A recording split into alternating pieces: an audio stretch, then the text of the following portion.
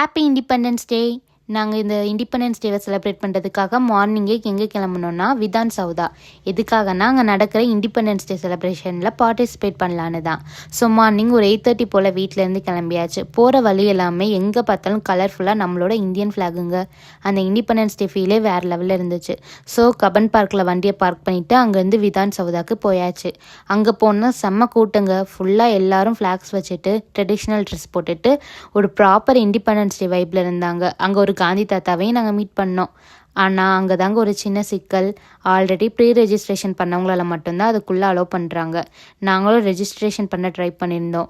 ஆனால் என் ஹஸ்பண்டுக்கு டிக்கெட் கிடச்சிருச்சு. பட் எனக்கு டிக்கெட் கிடைக்கலங்க. அதனால சரி உள்ளே போய் எதுக்கும் ட்ரை பண்ணி பார்க்கலான்னு வந்தாச்சு. இது கவர்மெண்ட் ஈவெண்ட், அதுவும் விதான் சௌதா உள்ள நடக்கிற ஈவெண்ட்னால ரொம்ப செக்யூரிட்டி அதிகமாகவே இருந்துச்சுங்க.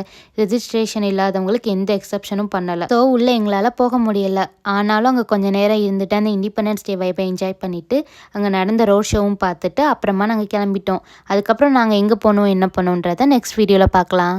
பாய்.